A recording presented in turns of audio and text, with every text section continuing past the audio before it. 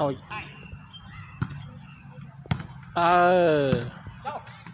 chỗ lên bốc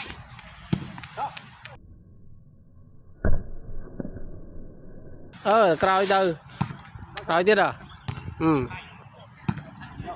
rồi còi đó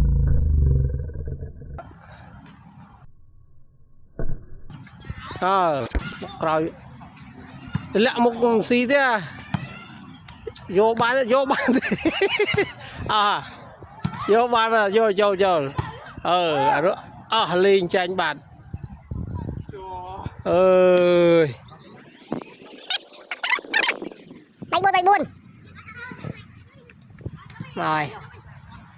lẹ bốc bây giờ là mùa này